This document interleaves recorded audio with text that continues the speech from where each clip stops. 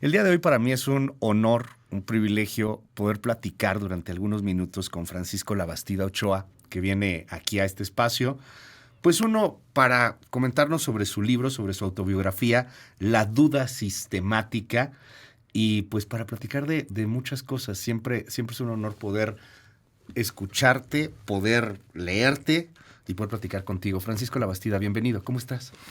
Bien, y quiero agradecer en primer lugar, Luis, la oportunidad de conversar contigo y con tu auditorio. Gracias por el tiempo. Oye, a ver, tú naciste en 1942. 14 de agosto, para ser exactos. Eres Leo. Leo. Acaba de ser tu cumpleaños. Leo. Poquito. Sí. Hace poquito. Pero naciste en la guerra. Naciste Sí, en la Segunda Guerra Mundial. Sí. En un mundo en el cual había una mitad del planeta que admiraba a un Adolfo Hitler, por ejemplo. Aquí en México había adoradores de Hitler. Por supuesto. Y que te va tocando crecer, vivir. Naces en Sinaloa, en Los Mochis.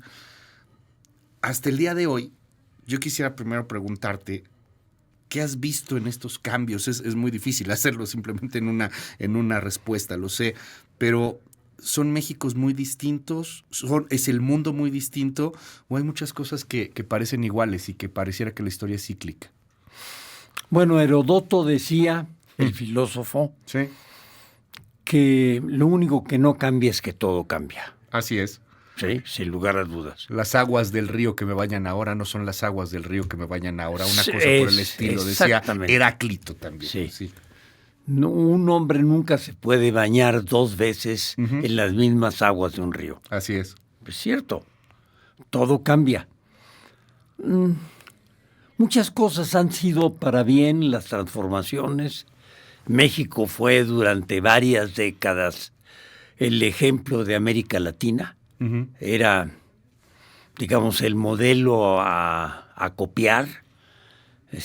Teníamos un crecimiento económico del más del 6%, crecimiento de los salarios por arriba de la inflación todos los años, crecimiento del empleo por arriba de la inflación, atención creciente en salud, en educación, en construcción de carreteras, de presas, etcétera.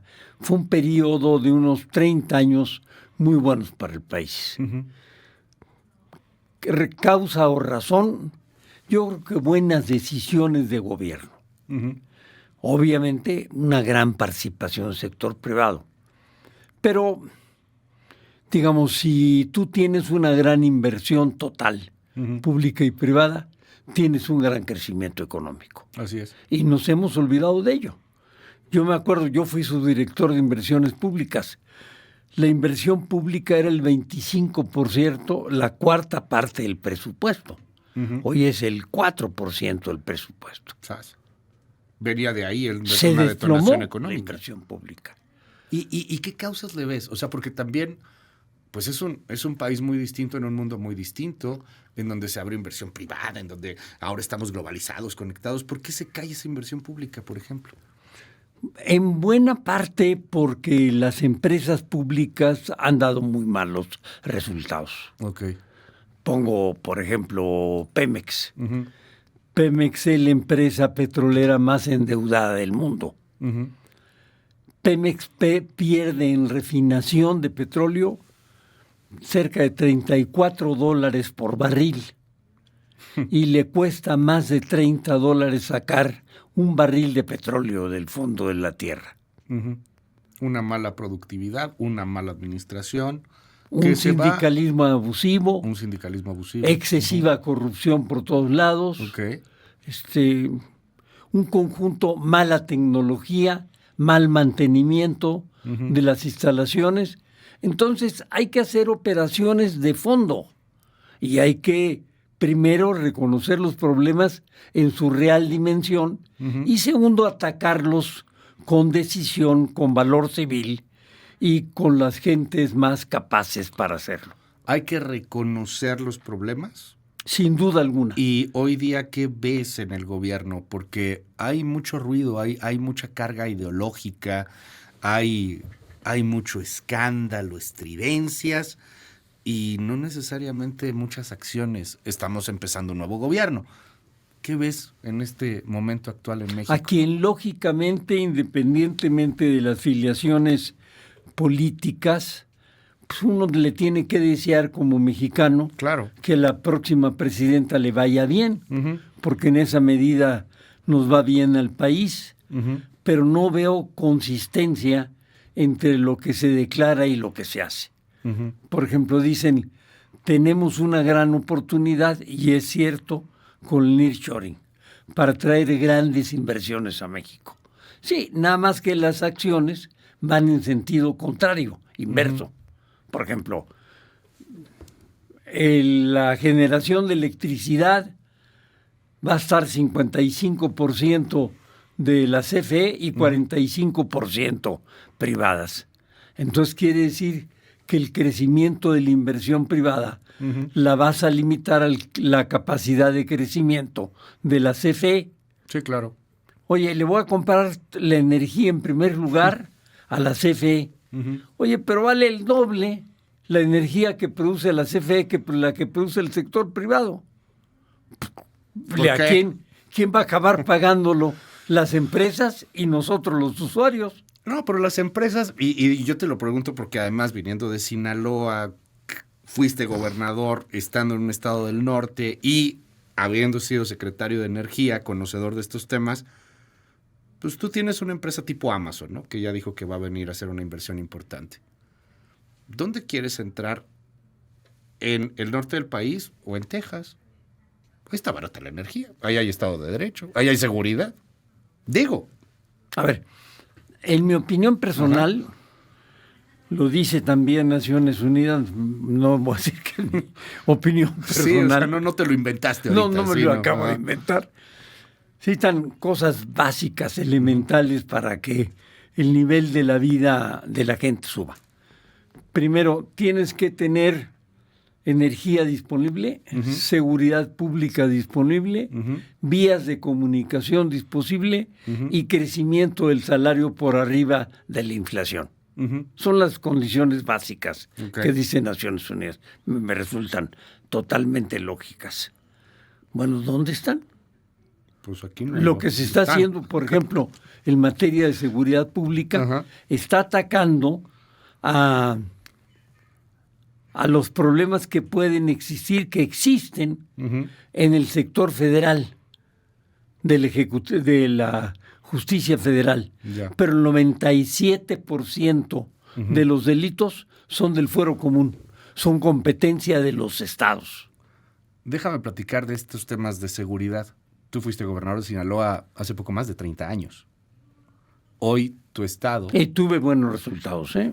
Y tuviste buenos resultados. Y hoy tu estado está involucrado y está metido pues en un polvorín. Al menos se cumplen hoy 35, 37 días de una guerra espantosa entre dos facciones criminales.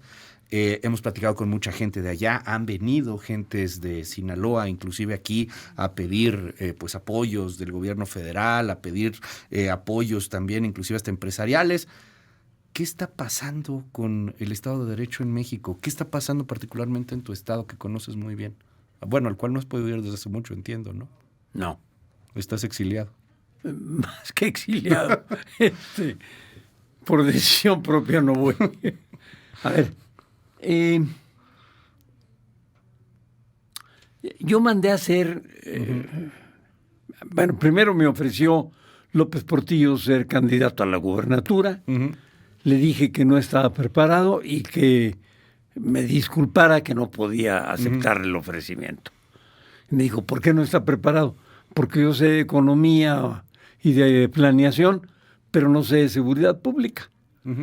Me hacen secretario de Energía y aprovecho las relaciones para consultar con el procurador, que era muy buen procurador, con el secretario de la Defensa de Marina, con el FBI, con la DEA, y me traje 3 semanas al Mossad. ¿Al Mossad? Al Mossad. 3 a semanas. Sinaloa. A Sinaloa. Hace 30 años. Hace 30 años. ¿Y qué te dijo el Mossad? Pues cosas alarmantes. Lo primero que me dijo es que teníamos un problema nosotros más grave que el que tienen ellos. ¿En serio? Sí, eso es lo primero que me dijo. Bueno, eso fue hace 30 años, pero de todas maneras era gravísimo lo que estaba pasando Bueno, es allá. que hoy es más grave. Igual, en ambos lugares. Hoy es más grave. O sea, el Mossad te dice, ¿sabes qué? Prefiero arreglar las cosas entre lo de Franja de Gaza, en ese entonces empezaba, los ataques terroristas que podía haber, la supercrisis del Medio Oriente, que meterme a Sinaloa. A ver, ¿qué me dice? Y fíjate que tiene lógica. Ajá. Me dice, primero, las gentes con las cuales combate el gobierno tienen más dinero para pelearse con ustedes. Sí. Segundo, tienen mejor armamento. Tercero, sus gentes le son leales a ellos. Las gentes de ustedes no. Más del 50% de la policía está del lado de los narcotraficantes. ¿Sí? Pues, ¿cómo lo van a arreglar? Cuarto, no tiene ninguna instalación de seguridad propiamente dicha. Nosotros hacemos una instalación de seguridad a 100 metros de la calle. Ustedes las hacen al lado de la calle. Les ponen un coche bomba y lo truenan.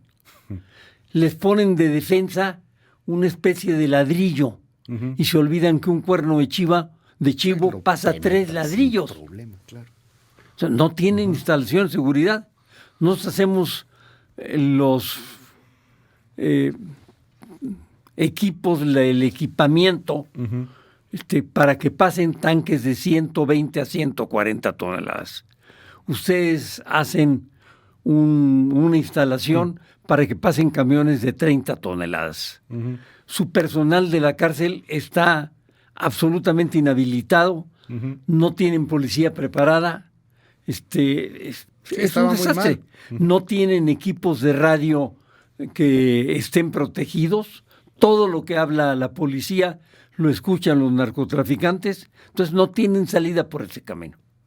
Entonces hay que hacer cirugía de fondo, de machete. ¿Y qué hiciste tú siendo gobernador? Bueno, la primera decisión, el primer día de gobierno, fue ordenando la depuración de la policía judicial del Estado. Saqué al 70% de la policía judicial del Estado y encontramos pruebas duras para meter a la cárcel al 40% de la policía. Wow. Varios agentes del Ministerio Público fueron a la cárcel. Y obviamente hubo ahí resistencias y gente que te decía que tú estabas corrompido y te estabas metiendo y pues nadie quería cambiarlo. Metí a 5 grupos de la Policía Judicial Federal a la cárcel. ¿Hoy qué ves en el gobierno actual de Sinaloa, por ejemplo? Lo peor. Hay un Rocha Moya que dice que la gente salga a la calle, que no pasa nada. Pues así dijo. Así dijo, dijo ayer. Estoy consciente de la insensatez que priva en sus palabras. ¿Qué se tendría que hacer? A ver. ¿Otra vez correr a todo? Es tan grato. Mira, déjame hacer un repaso histórico. Yo creo que lamentablemente ha habido algunos gobernadores en Sinaloa que han hecho un trato con grupos de narcotraficantes para recibir beneficios. Pero Rocha, desde antes de llegar al poder, hizo tratos con el narcotráfico para poder ganar. O sea, entregó el poder. ¿Con quién? ¿Con los dos. ¿Con los Chapos? Sí, con los dos grupos. En ese entonces, cuando él era candidato, era negoció uno. Presidencias municipales, procuradurías, negoció agencias del Ministerio Público, jefes de policía. Bueno, entregó el poder. Uno de los guardaespaldas del Mayo era elemento de la Fiscalía, ¿no?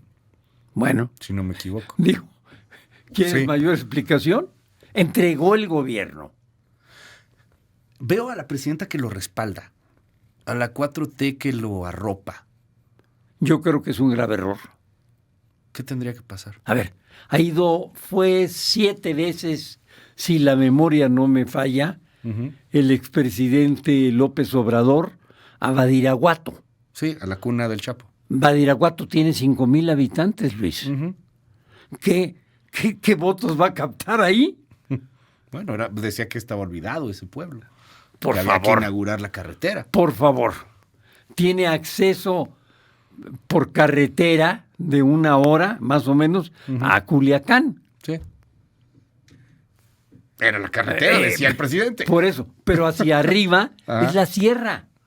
Yeah. A ver, el cultivo de drogas empieza en Sinaloa en la Segunda Guerra Mundial, porque con la amapola, con la goma de opio, con los gomeros, se produce la morfina, que sirve para quitar el dolor. Estábamos en la Segunda Guerra Mundial y necesitaba urgentemente Estados Unidos producir morfina. Sí. Y le torpedeaban a los barcos que venían desde Asia trayéndole goma de opio. Entonces le solicita el gobierno norteamericano al gobierno mexicano que produzcamos goma de opio. Y ellos seleccionan la zona. Claro, que además entiendo que tenemos de la mejor amapola que hay en el mundo, ¿no? Sí. O sea, la producción de amapola hacia Guerrero es de las mejores que hay en el mundo. Y la primera zona fue la sierra de Sinaloa, de Durango y de Chihuahua. Francisco Labastida, es siempre un honor platicar contigo. Se nos está acabando el tiempo, ya nos echamos casi 20 minutos.